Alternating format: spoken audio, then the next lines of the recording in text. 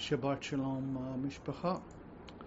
Okay, so we are in the week of the festivals, and we've just had the festival of Yom Kippur, Day of Atonements, the fast, and I'm pretty certain that most of you had done the fast, and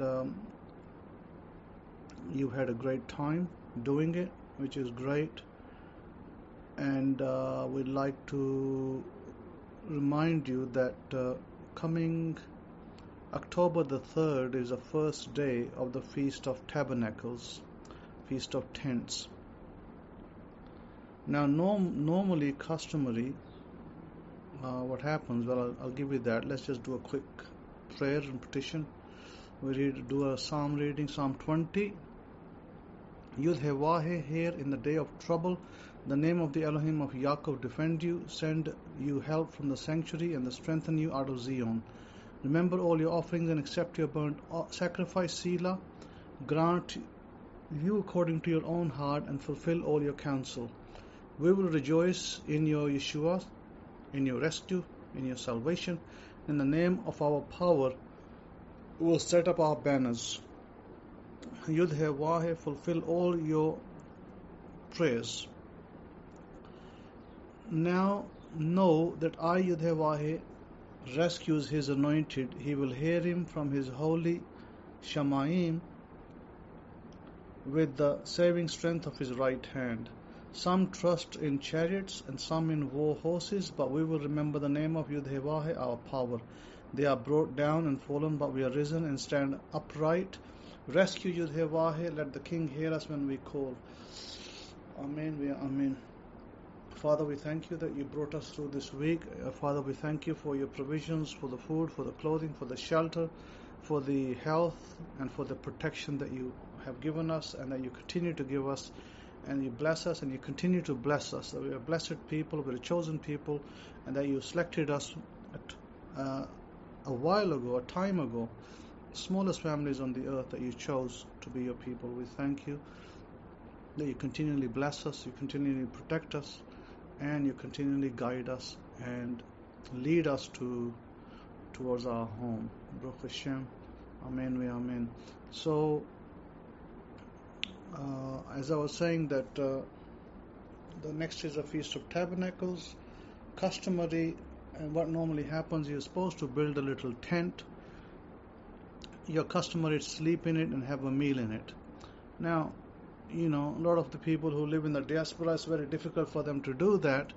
But what I used to do when I was in the UK, it was difficult over there for me to do that. So I built like a pergola outside in my garden, and that was perfect as a little tent, because all the tent is supposed to do is supposed to connect to the wall. And you have the two sidings and you have the door open. So I made that pergola, which was perfect every year.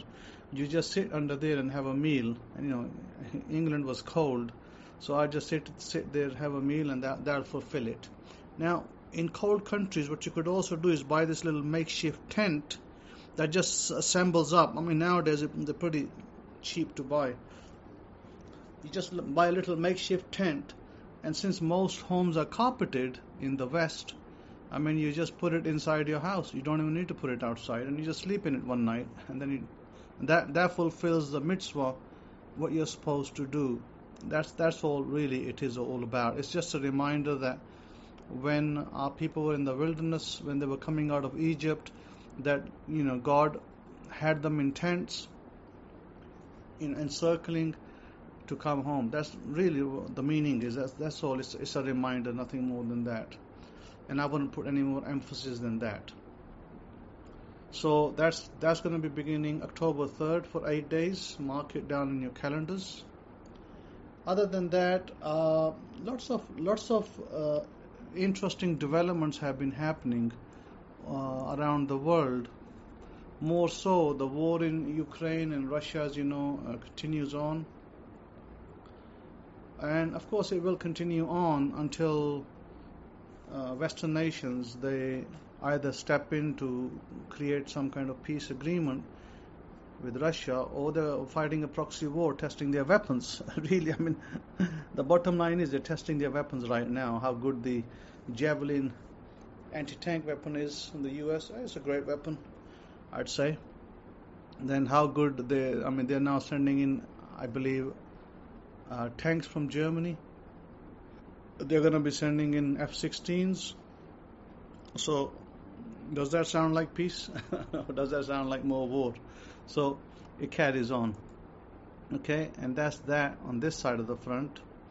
On the Pasha, we are in Ha'azenu, which is chapter 32 of the book of Deuteronomy, fifth book of the Bible.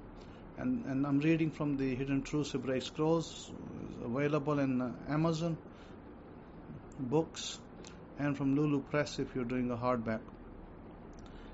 And it says, "Give ear, O you Shemaim, and I will speak, and hear, O earth, the words of my mouth. My doctrine shall drop as a rain, my speech shall drip as a dew, as a small rain upon the tender herb, as the showers upon the grass." And isn't it interesting, we're speaking about the ear last week. So, talking about the, before I come back to this, the world events, what's happening now is Saudi Arabia has said that they want to develop nuclear program. Very interesting developments, really, at the Saudi end. If you remember, I mean, if you want to learn about these things and what's going to go happen, I mean, there are books that I wrote years ago, and you can pick up those books from Amazon and read them and get a bit more clued up on end time prophecy. I don't really focus on it too much because I think much more important to focus on people's lives, present day, than to worry about what will happen 20 years down the road, or maybe 50 years down the road, or 100 years. So that's not as much important as it is today and the next 5 years. So having said that, Saudi Arabia is developing or wants to develop a nuclear program overseen by the IAEA, Atomic Authority Agency, and because Iran has a program, they want to start one up. I believe they already have a makeshift reactor, small one, built by Argentina, and now they want to extend it, make it a little bit bigger. Saudi Arabia is up and coming, but then again, it has to. I mean, go read my books. If it doesn't come up, how's all the other things going to take place? It's actually going in exactly the direction that I said it would. It's going in the right direction. It has to. Saudi Arabia is an up-and-coming nation. It's a small nation. They're going to be building a city called Neom City, which, as you know, I think is 70 kilometers or 70 miles, might be 70 kilometers. 70 kilometers straight. It's a city that's going to be built practically in glass, and it's going to have people dwelling in it, and it's going to have, I think, 3 levels. So there'll be public transport at one level, people's living and walking around at another level, and another level they'll have plants growing, and the whole city will be supplied by solar energy or naturally produced energy. I think that's the vision by the Prince of Saudi Arabia, MBS. I think it's a great vision myself. I think the Prince is very visionary.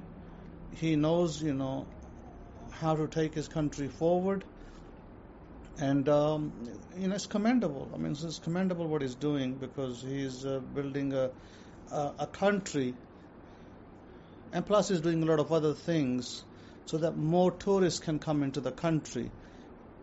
A bit like Dubai. There's a lot of tourism. Dubai doesn't have oil, but it has a lot of tourism.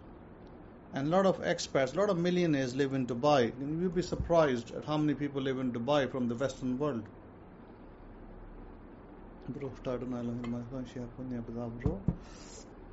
Many people from the Western world live there. Now, why is it that they feel more comfortable in Dubai and not in America or UK or France or Germany? And the reason for that, Dubai is a very vibrant place. If you've never been there, I'd encourage you to go and visit Dubai at least once. It's a beautiful place, sunshine, good people, lots of security. You are very safe over there. You can have a home in Dubai for much less than you would pay for in Europe. Europe is crumbling, as you can see. Things are so expensive over there. It's unbelievable. It's not how I left it 8 years ago. And if you were to, I was speaking to friends of mine, and I was saying to my friend that, if you're a millionaire, and you don't have to be a millionaire to live in Dubai, but I was just saying that if you're a millionaire and you had a choice to invest money, then you make your investments wherever you live or wherever you feel comfortable, but you live in Dubai. And of course there's lots of things you can do in Dubai. You'll be safe. Nobody's going to mug you because you're 80 years old, as it happened in UK many times. Terrible though it is, but it happened over there so many times that you're elderly, you're walking down the road, or you're even sitting in your own house, and somebody will burgle your home and then beat you up and ransack your home and take it away. It's very sad though. It happens over there all the time. It's not uncommon in the UK for this to happen. So my point is this, that nobody does that in Dubai. How come they don't do that in Dubai, and yet people are so critical of Islam and Islam's laws? But most of Islam's laws come from the Torah. They are almost identical. So and I feel that in that sense, Dubai, places like Dubai, Saudi Arabia, UAE, these places have succeeded in implementing the laws to protect their people. Yet I think that Torah laws, which the Islamic laws derive from, are superior laws, but the West doesn't implement them. So because they're not implemented, therefore we still have high cases of theft, robberies, and whatnot.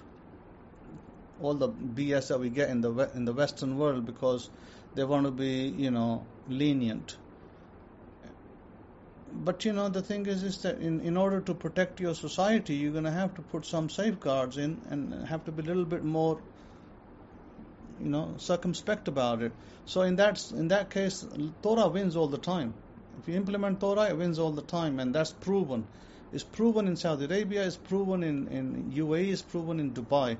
And you can go there, you can be 80 years old, you can be 90 years old, your life will be safe in countries like that. Nobody will mug you, nobody will come to rob your home, because people are afraid over there of the law. And they're afraid because there's severe punishment, and they don't do that. So that needs to be the case in Western world as well. The laws need to be more severe, so that people, at least vulnerable people, are taken care of. You spend your whole life working, and you get to your pension, then some mug comes and robs you. I mean, come on, how can that be right? That can never be right. So I certainly am not, in favor of that. I believe that there needs to be, I think in that case, America is good in that case, that you have the right to defend yourself in your home. You shoot first and ask questions later. So this is the thing, that the Torah is about justice and the Torah is about balance, and it has both. And this is why I was saying to my friend that if you have money, you want to live in Dubai and not in America and not in Europe or wherever. So yeah, sure, go visit the place, go see the places you like to see, but make a dwelling in Dubai, because Dubai is multicultural. It's got all sorts of people going there, nationalities. And then, you can get a cheaper apartment in Dubai than you can in the US. I mean, in some places in the US, the apartment costs are like, in bigger cities, they're over $1,000, $1,200, $1,400, $1,600, going to $2,000 a month in bigger cities, maybe even more if you're in places like New York and downtown New York. But if you were in Dubai, right, and I'm not talking about downtown, but you could be 15 minutes away from downtown, you'll be able to pick up an apartment for around $1,000 a month. Now think about it, Dubai, $1,000 a month apartment. And there are cheaper apartments as well. So the further out you go, they have train system, they have taxis, they have trains, they have plenty of transportation. And if you go further out, you could be paying $800 a month, $700 a month in Dubai for a rental. So, you're not renting luxury. Even the luxury so-called apartments which are downtown, even their price is comparatively much less than what you'd pay in Manhattan and New York City. They're still less. So this is my point, right? If you're a millionaire, you want to be in Dubai, and that's where you want to live, because here's why, is because of the high vibration, high frequency. Everybody in Dubai, or most of the people there, are high worth individuals. When you're a high worth individual, you give out a certain frequency. You're not greedy. You're not looking to take somebody else's money. You don't have that mindset. You have a kind of a better mindset. You see, where people are poor, like let's say you were in a ghetto and you suddenly saw, there was an estate next to the ghetto that was rich people, where rich people lived. So you'd see all the rich are together, and you see the people from the ghetto looking at the rich people and desiring, I wish I had that car, I wish I had a home like that. There's a lot of that wish going on. And although it may not seem wrong, but let's say, what if your home was in the ghetto, and you had a nice home in the ghetto, and you had all these people around you that were negative, toxic, negative, the lowest elements in society? How would that energy, I'm talking about the energy, not the people, how would the energy of the people affect your home? Your home is surrounded by negative energy. Would you want to live there? Definitely not. And nothing wrong with, I'm not against, poor people in that sense, of ghetto people, or people who live in lower, places.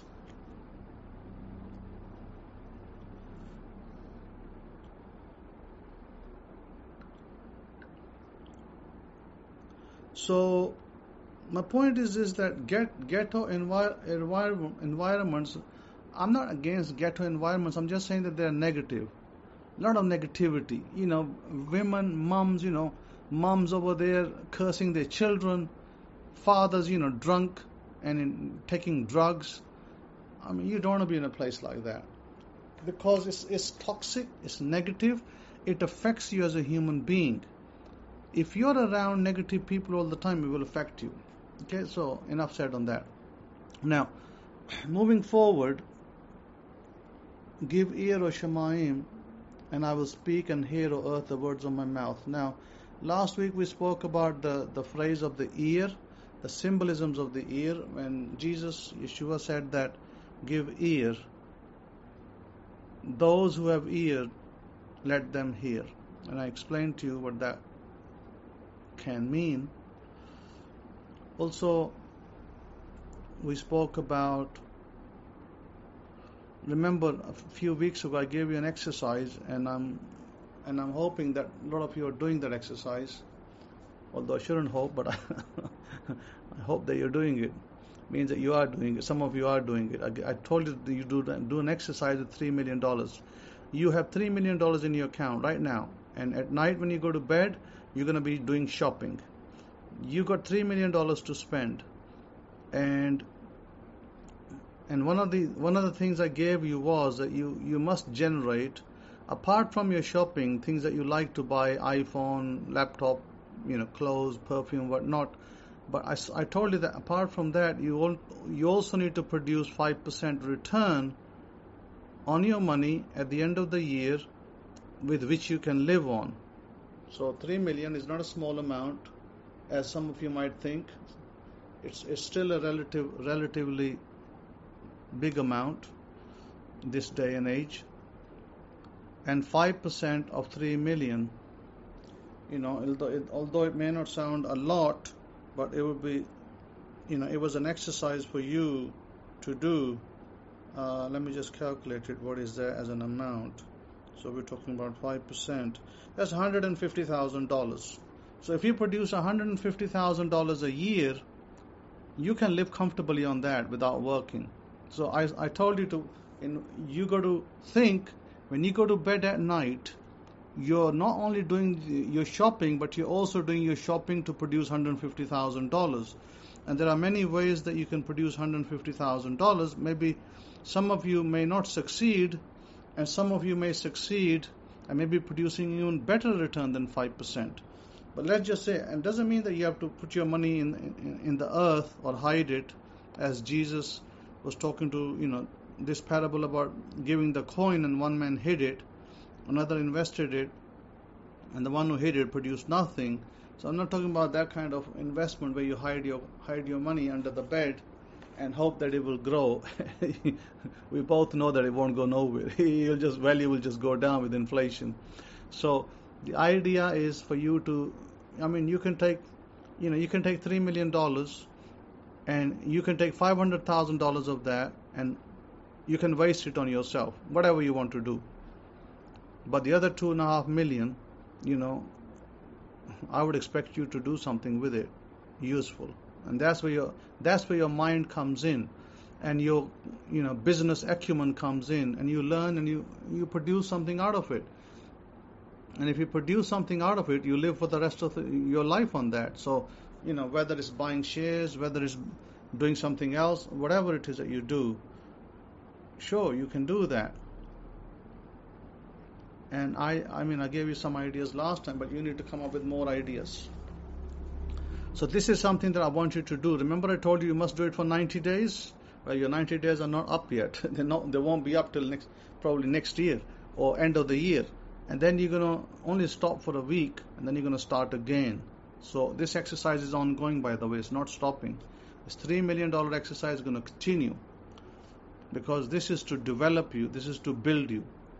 And I wanted to point you out to a book of Habakkuk, the prophet, in which Habakkuk the prophet said that you write your vision down. Now, it's very clearly stated that the vision must be written down. And if you haven't, then that's bad. That's not good. What does it mean, write your vision down?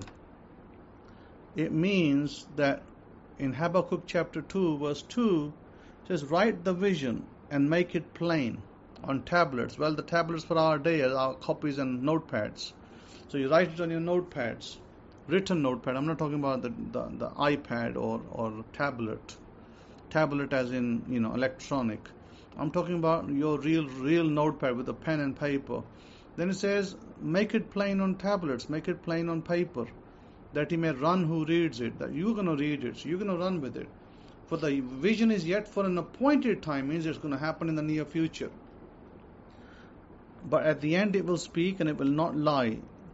Though it tarries, though it's a little late, but wait for it, it will surely come to pass. Meaning, when you write something, see, I speak to people all the time, and I tell them, what do you want? And most people don't know what they want. So I speak to people in the East, I speak to people in the West, and I say, what do you want? They don't know what they want half the time. I say, what salary would you like to have? And then they start scratching their head, because they haven't really formalized how much salary they want, or income.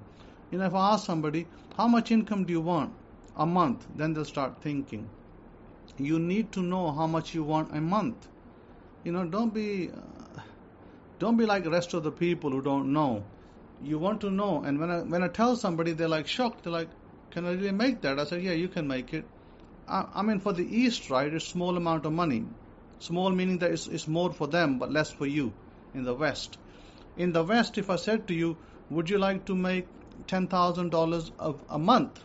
And that may be a reasonable income for you a month, Okay, $10,000, reasonable income. Not very high, but reasonable.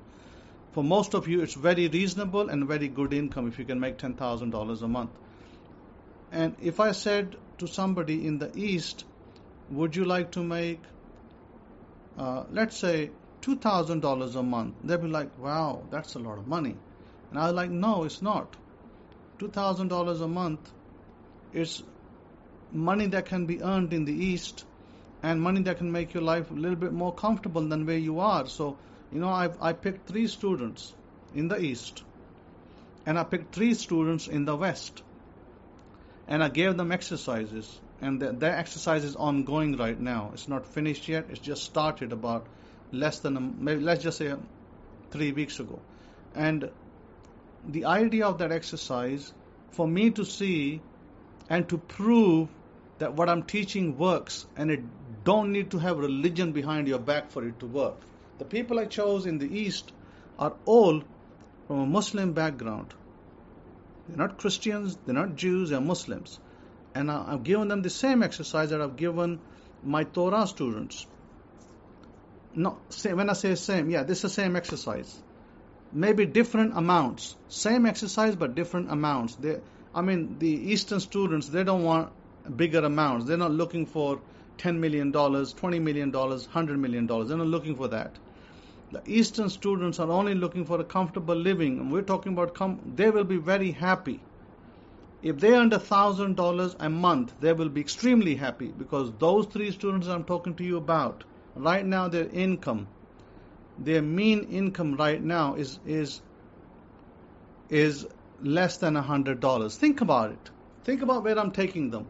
I'm taking them from $100 to 10 times their income to $1,000. And when I told them, you're going to be earning $1,000, they're like shocked. They're like, can I really do that? And I said, yes, you can do that. It's very easy once you put the exercise to it. Not your mind, but your exercise, methodology, and practice. Put your methodology in practice and write it down that I am making this much money a month. So they are doing that exercise now, and from time to time I check with them that, are you doing what I told you? And they'll tell me, yes, we are doing it. So that for them, I'm going to continue with them for 90 days and more. I'm going to continue with them even if it takes a year, 2 years. I'm going to continue with them to see, and I will report back when they arrive. Similarly, for my Western students, I'm going to continue with them till they arrive. And then I will report back of who did what. Without naming names, I will tell you who did what and how. One of my students, and I believe that is very close, getting it, he almost hit a jackpot a few days ago. He was so close, one number away. So anyway, my point is that it's doable. It can be done. If you practice, if you persist, you must persist. It can be done. Faith is, faith is not about seeing. Faith is about doing. It's an action thing.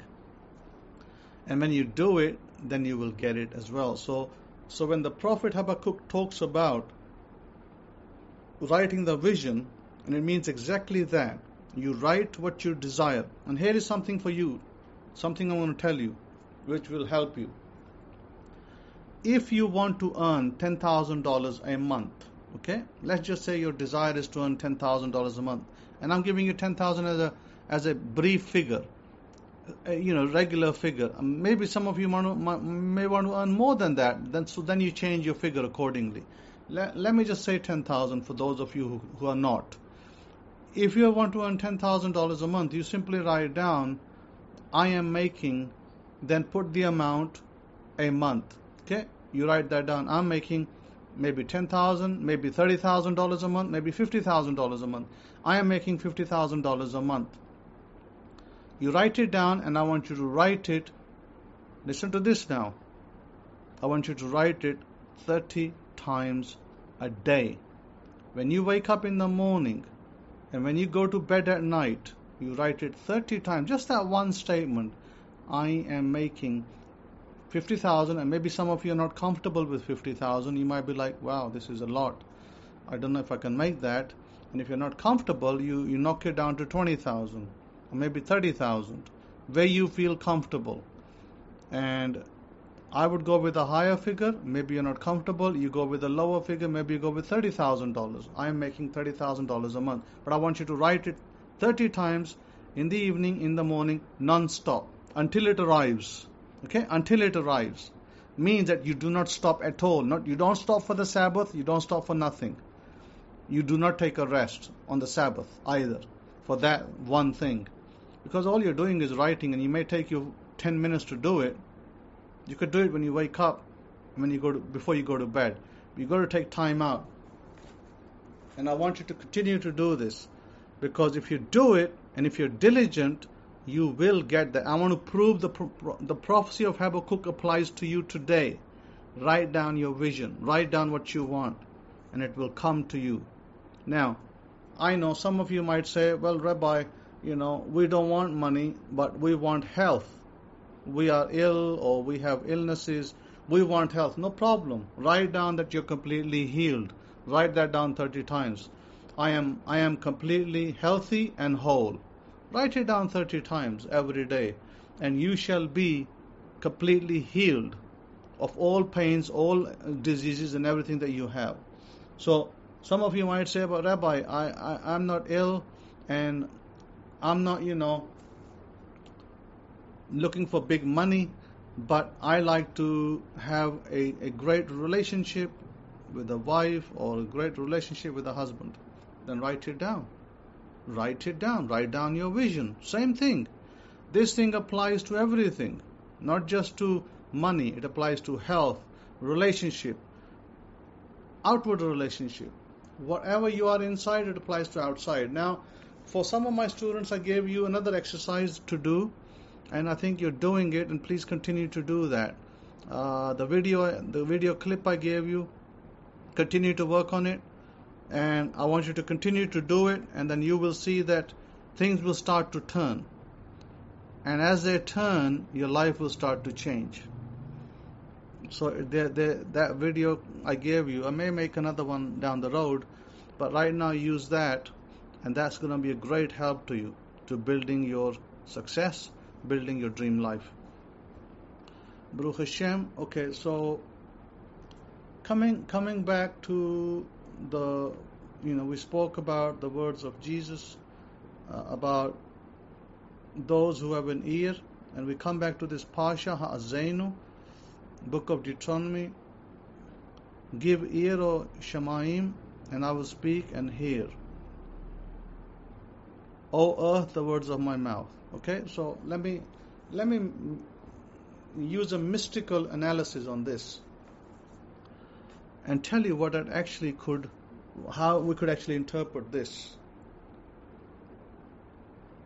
Shemaim is the heavens, okay? So where is the Shemaim? Well, it's in the north, okay? If it's in the north, where is the north of you, the human being? The north is your head. North is always going to be your head, okay? Your head portion. So where is the heaven? For you, the heaven is in your head. Where is your kingdom? Jesus said the kingdom is within you. Where within you? Within your head. That's where the kingdom is. So let's get a little bit deeper into this. So the kingdom is within your head. Okay? It says, give ear, O you Shemaim. So whatever you speak, whatever you want. So you're giving it to the Shemaim, you're giving it to the heavens. Where's the heavens? It's in your head. Where in the heavens? In the brain. Where in the brains? Deeper in the brain. You go deeper into the brain, past the conscious part of the brain. Deeper in. So, they refer to it with different words over here, but it's not proven scientifically, and I'm afraid they're going to have a hard time proving it scientifically, but it is there. Our connection to God is in our head, and our Shemaim, our heaven, is in our head as well. So when we want something, the book of James said that all good things come from God. Okay, all good things come from God. So if the heaven is in the head, then the connection to God is in the head. Then where do all things come from? They come through your head, right? Meaning that through your head, through your speaking, through your ear, you hear. It goes to your Shemaim, and then from there it goes to God, and God then returns back the end product, whatever you're asking. So all good things come from not only God, but all good things come from heaven. Where? Within yourself. So, what should you be working on? You should be working on yourself. What is the point of me giving these exercises to people? To work on themselves, to develop yourself. You're not changing anybody, but you're changing yourself. And when you continue to do that, see, rich people, like criminals. Criminals have habits, bad habits. Rich people have habits, good habits. So whatever habits you develop, that's what you become. If as a criminal you develop a habit to steal all the time, then that's what you will be. You will be stealing all the time. But if you're, on the other hand, a righteous person, a person with right morals, then you will be developing good habits. So I want you to start developing your good habits. Good habits will make you what you are. So one of the good habits I want to give you is to write every day. Now, some of you might say, 30 times is a lot for me. My hand gets tired. Okay, fair enough. If your hand gets tired writing 30 times, can you write 10 times in the morning and 10 times in the evening? Can you do that at least? And if your hand gets tired after 10 times, can you at least do minimum 5 times in the morning and 5 times in the evening? How long is it going to take you? 3 minutes? Less than 5 minutes to do 5 times in the morning, 5 times in the evening? Minimum. And this is for only those of you whose hand gets tired. Not for everybody. The rest of you do 30 times. If you want to be Rocky Balboa, like if you want to be a world title boxer, you don't say, oh, I throw 10 punches and I get tired. You never make it. But if you want to be, I'm giving an example, Rocky Balboa movie. If you want to be Rocky Balboa, you want to be a champion, you got to do the 30 times, right? Who was it that said? Was it Bruce Lee? Yeah, Bruce Lee said that I'm not afraid of the person who can kick, punch, and fly in the air and do different things. He said, I'm afraid of the person who has done one technique 10,000 times. He said, if the person has done his punch 10,000 times on practice, or done one kick 10,000 times, that is a person that I'll be afraid of, because he's perfected his kick or his punch. He said, I'm not afraid of a person who throws 100 punches here and 100 punches there and 100 kicks here and 100 kicks there. I'm not afraid of him. I can take him out. But if a person has spent solely on one technique 10,000 times, then he's perfected it. That's the person I will be watching out for, because he could be dangerous. So similarly, if you practice this technique I gave you, and I didn't tell you to do it 10,000 times. Maybe by the time you finish, it'll be 10,000 times. But no, you'll get your end product long before 10,000. Long before 10,000. If you filled a couple of notepads, and at the end of the day, let's say you wanted $30,000 a month salary, income, in whatever form. And it doesn't matter how God brings it to you. You don't care about that, how it comes. You just write it. That I have $30,000.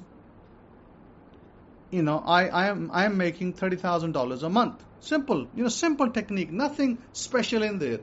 I am making $30,000 a month. If you write that, 30 times a day, in the morning and 30 times in the evening, and you finally, let's say hypothetically speaking, it takes you a year to do that, and after 1 year, suddenly some things transpire and it turns out that you're now making $30,000 a month. Would that be worth it? Would it be worth it for you to make $30,000 a month? And now you multiply it by 12. That's $360,000 a year. Money probably that you've not earned in the entire life that you'll be able to make in a year. Is it worth it? Let me give you my testimony. Yes, it's worth it, because I was 19 years of age and I was working in a factory, and I said to myself, this is not my life. This is not my life. I'm not going to stay in a factory. I want to work in an office, and I want to earn much more money than I'm over here. So what did I start to do? I start to write my goal down. I actually focused on my goal, reading it, more than writing it. I remember very clearly. I was reading it and imagining it as well. But I was reading it and imagining it. That I'm in a better place, I'm actually working, and I didn't put a number to my salary because I didn't know. I was 19, 20 years of age, right? I didn't know what to put as a number. I was an inexperienced young kid. Didn't know what number to put. I had not seen numbers that I'm giving you numbers today. I had not seen those numbers at my age. So I just said, a nice salary. Just exactly as I told you. Most people don't know, and I didn't know either. When I was young, I didn't know what I wanted to earn. But I wanted to earn a healthy salary. I didn't know what a healthy salary was. However, so I left it open to God. I said, I'll leave it to God what that healthy salary for me is, but I want it. So I continued to work on it. And when I finished I had just over $100,000 salary. Let's say $120,000, or let's say $110,000 for experience sake. I had $110,000 salary. Now, is that good for a kid who was only making less than, who was making $2,500 or less a month? Is $110,000 good or bad? That is 10 times, not 10. That's like maybe 100 times my salary. No, not 100. It's about 50. Let's just say 50 times. 50x. I put a 50x beside it. That's how much I was earning. So my point is, you're not aiming for 50x, not even 100x. If you're earning right now, if you're making, let's say if you're making $2,000, let's go back to the same as me. You're making $2,000 a month, okay, maybe 3, and now suddenly you start making 30. Then that means that's 10x your salary. So you're really going 10x, and it's easy to achieve. It's not hard. You want to be diligent. Write down your vision. Write down your vision. Write down your vision every day, diligently. I don't care if the nanny comes over and says, "You give me time," and your dad comes over, your mom comes over, give me time. No, I want you to give yourself time. Or they say, "Why don't you come to my home and why don't you visit us?" Forget it. You haven't got time for anybody. You got time for yourself. You're going to do it for yourself. You're going to write it down every day. Write it down every day. Do diligently. I want to make $30,000 a month. I'm going to write it down. I am making $30,000 a month. I'm going to write it down. And you continue to write it down. That is what this Torah is teaching you. Give ear, O you Shemaim. Give ear, O you heavens. And I will speak and hear, O earth, the words of my mouth. Who's going to hear you? God will hear you. When you speak, and you speak through different modes, it doesn't mean you speak through your mouth all the time. You also speak your thoughts. Your thoughts are going to be positive, speaking good. So you're going to do it 2 ways, okay?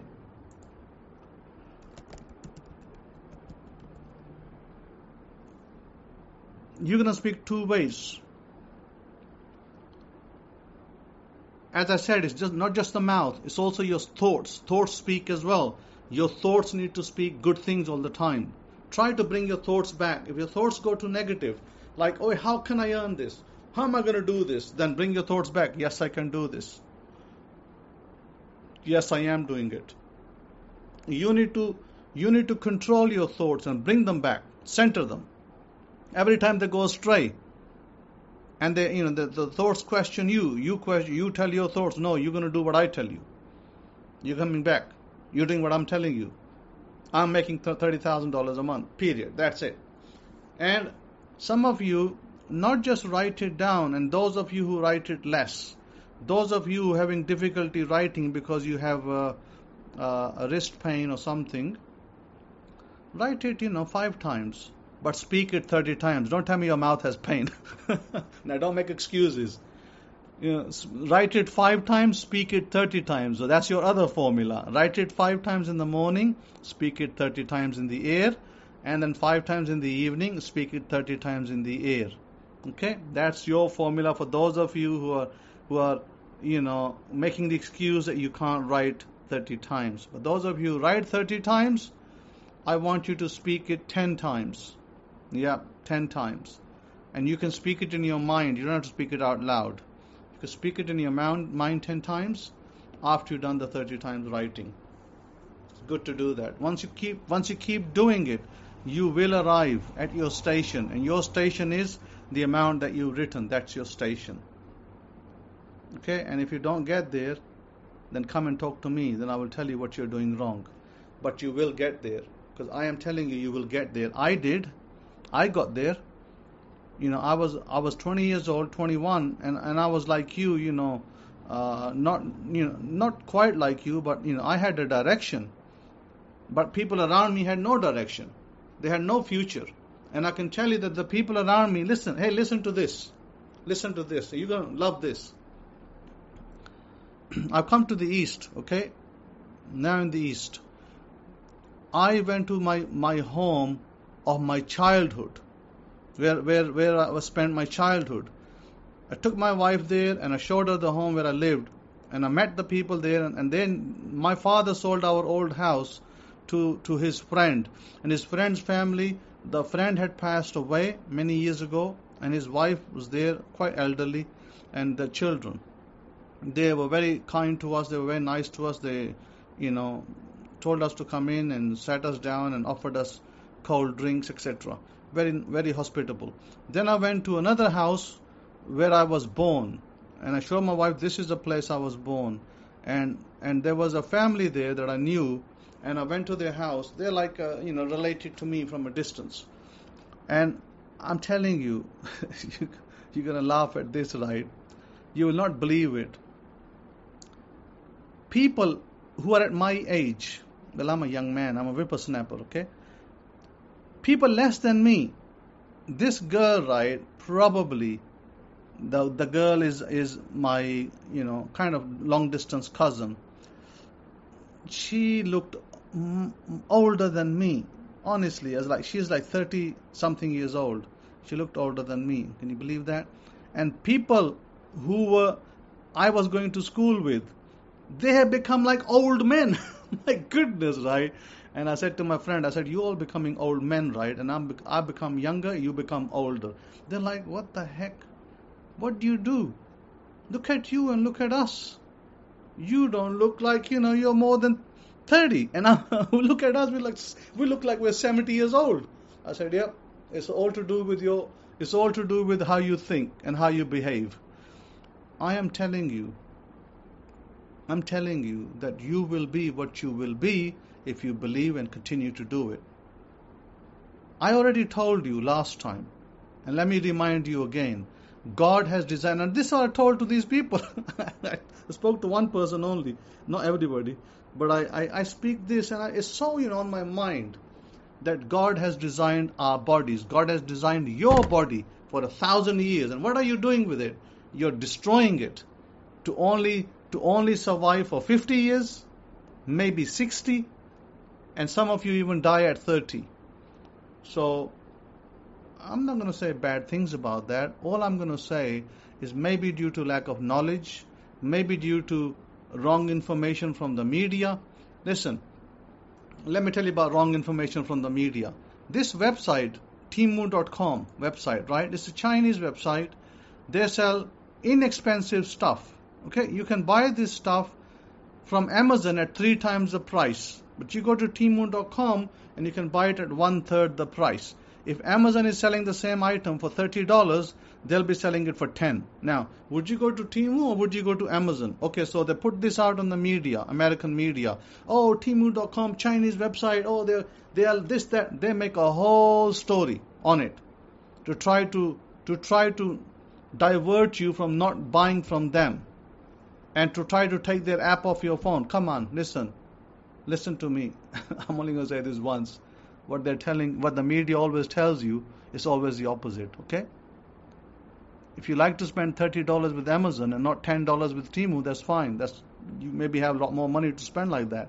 Me, on the other hand, I like to make sure that what is at $10, I buy it at 10, not at 30. So,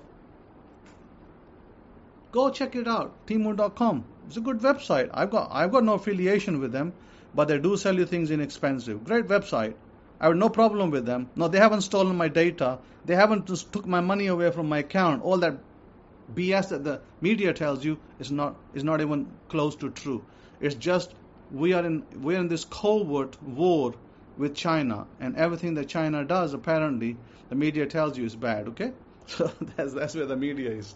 So, but like I told you, the baseline for us is, do you want to spend $10 or do you want to spend $30? What do you want to spend, 10 or 30? If you want to spend $10, then that's okay. Put a VPN on your phone or VPN on your laptop, and you're good to go. Okay, you're safe. Put a VPN on. That's all I will advise. Put a VPN on, and I advise you ExpressVPN. I use it myself. ExpressVPN. I have no affiliations. I don't get no commissions.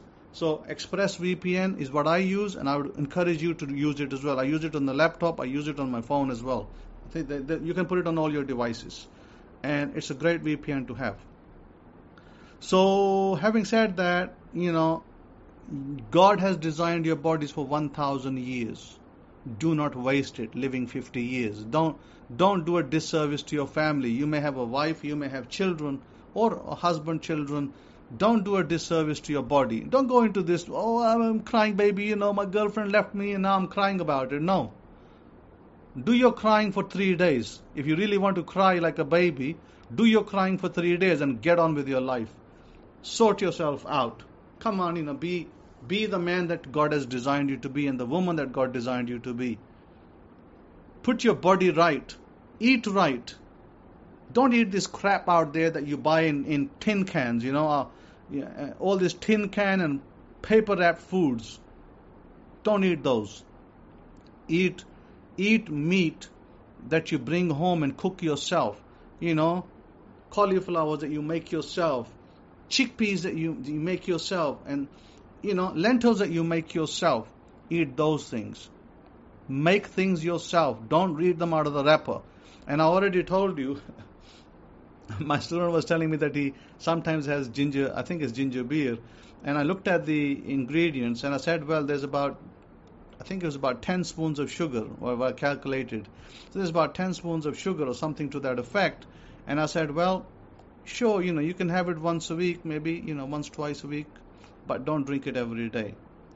Now you imagine, right? Imagine if you drank soda every day. And if soda has 20 spoons of sugar in it at one time, would you drink it every day? Would you like to destroy your bodies? Well, the government wants you to destroy your body. Why? Because they don't want you to take a pension. They want you to die early. So come on, think about it. They want you dead so that they can save the pension money for somebody else. So think about it. This soda, this pop, all these things, in America, by the way, those listening in UK, when I came to America, it's like a funny word to me, pop. What does pop mean in soda? Well, it means like Coca-Cola and Pepsi and Sprite. That's what they call pop and soda. Okay, that's the American term for it. So my suggestion to you, if you really like your Coca-Cola, maybe just drink it once a week. Okay, I used to like it a lot, but I don't drink it now. I think even to say once a week will be too much, but I maybe drink it once a week. Maybe that's a maybe. And sometimes I don't drink it for 2 weeks, 3 weeks. But if somebody gives it to me, I go to their home, then sure, it's hard to say no. But I do say no, and then they're like, well, they already put it in the glass, so it's like, it seems rude for me not to take it. Then I'll only take about half a glass. But in my own home, I do not drink Coke every day. I don't. Maybe once, like I said, once a week. And now, I've got bottles sitting in my fridge. I haven't touched it. It's been 2 weeks, maybe 3 weeks now. I haven't had Coca-Cola. Okay, so, and the thing that I like over here in the East is a bottle of drink called Sting. It's a red color juice. It's like got vitamin E and vitamin C and all that jazz in it. But I read the ingredients, and the ingredients have about 10 spoons of sugar. With the added sugar and the already in there, it works out to about 10 teaspoons of sugar. So I said to myself when I looked at it, I said, well, you know what? No, I don't need to take that every day. I'll only take it maybe once a week.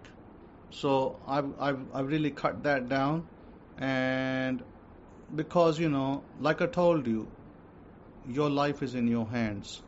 God has designed your bodies for 1,000 years, and if you don't get at least 150 years out of your bodies, then you've done a disservice to what God has given you.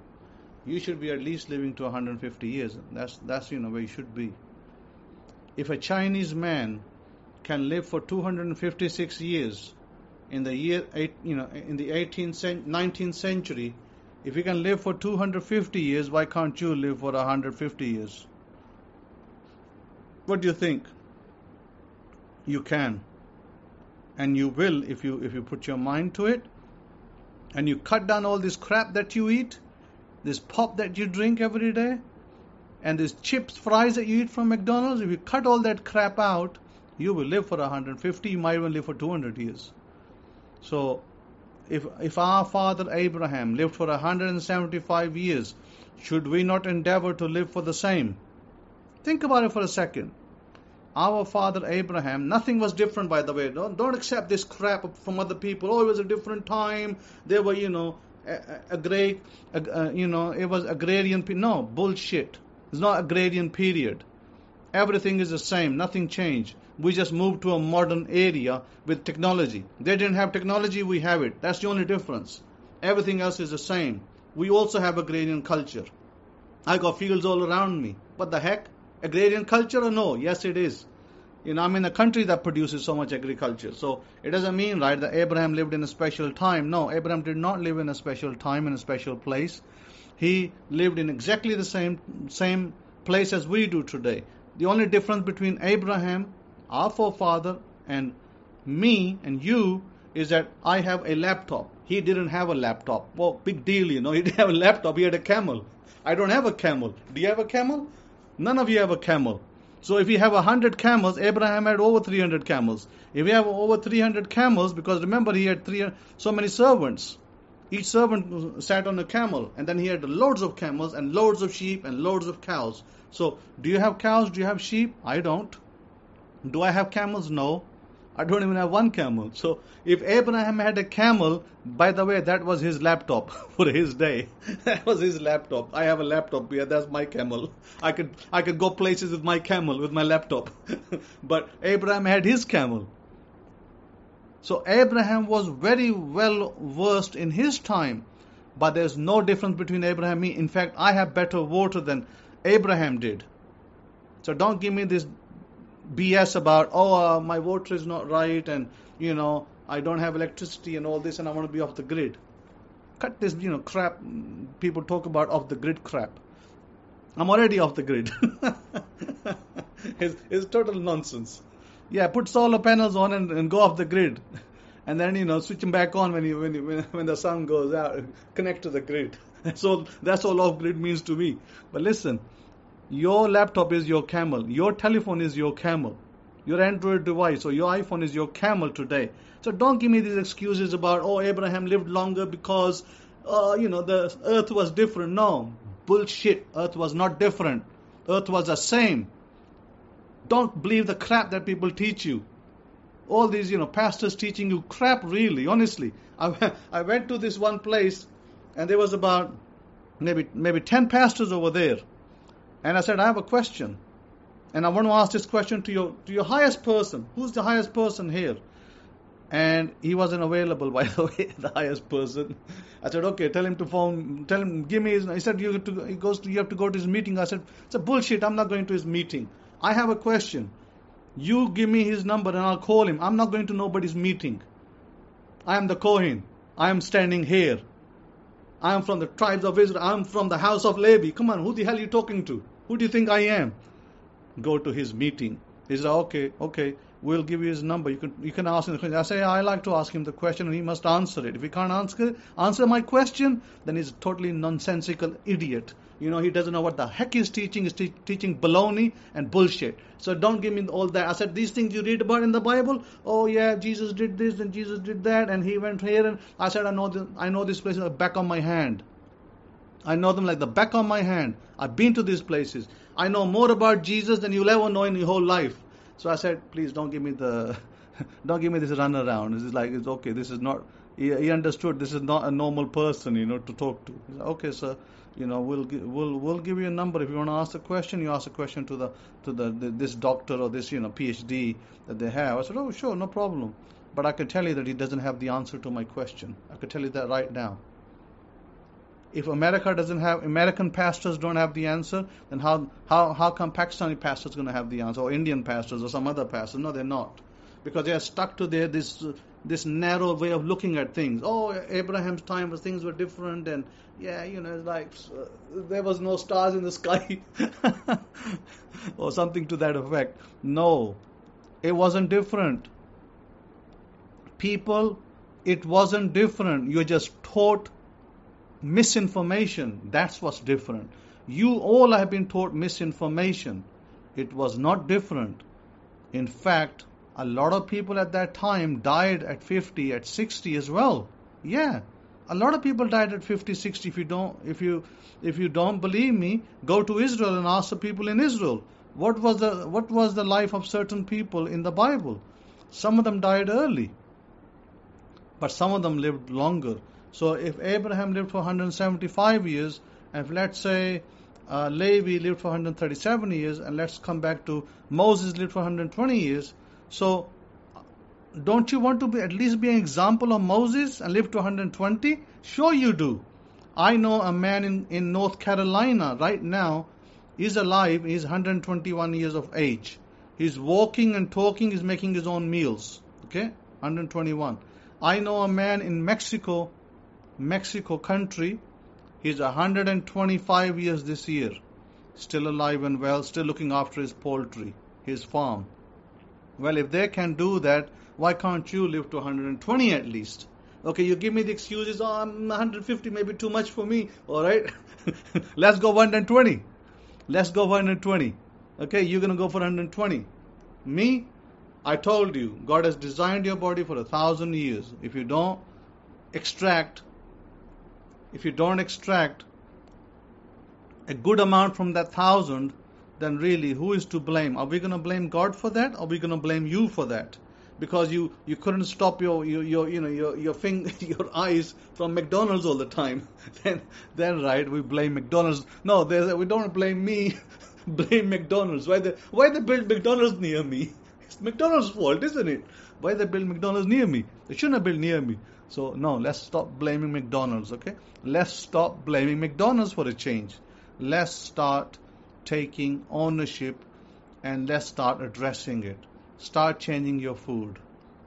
I told you, bring fresh food from the supermarket, from Walmart or Target or wherever you go shop. Wherever you go shop, bring, Aldi's, wherever you go, bring fresh food. Like bring fresh vegetables, bring fresh meat. By the way, don't take American mincemeat. Don't buy it at the superstores, ready-made. Try to buy just the meat and grind it, because that will be better. Because I read that they are mixing some stuff in it that's actually illegal, but they have made it legal, and that stuff is supposed to be bad for you. But again, it's up to you. I'm just giving you by the by. I mean, if you can't do it, then you can't do it. Then you just have to buy the mince. But listen, if you listen to my advice, you will live a very long time and a healthy life. So look to live a healthy life. God wants you to have longevity. God wants you to be blessed. God wants you to live a healthy life. God does not want you to drop dead at 30 or 50. So with that, I'm going to end my lecture. I think it's quite funny. Because the book of Deuteronomy in verse 5 says, they have corrupted themselves. Their spot is not the spot of his children. They are a perverse and crooked generation. So please don't be a pervert and a crooked generation. Yeah, a lot of our people are, unfortunately, become that. Take yourself out of perverse and crooked generation and become the righteous, the right ruling, the God-fearing, Torah-observant people that you are meant to be. You are going to be a blessing to many people, and God's continually blessing you. So since you're a blessing to many people, continue to be a blessing. Continue to live long, healthy, fruitful lives. And by the way, fruitful doesn't mean you eat fruits all the time. okay? Avoid fruits as well. Too much sweets in there. All right. Okay. So with that, have a wonderful Sabbath. And also, well, we're still a few days away from October 3. And let me see, is the next lecture before October 3? No, we will be hitting October 3 during the next Tuesday's October 3. So my next lecture will be on October 7. So that will be 1, 2, 3, 4, 5, 5th day of the festival. So I'll speak to you 5th day of the festival. Have a wonderful Tabernacles and wonderful week ahead. Todah, Shabbat Shalom, Shalom Shalom to you.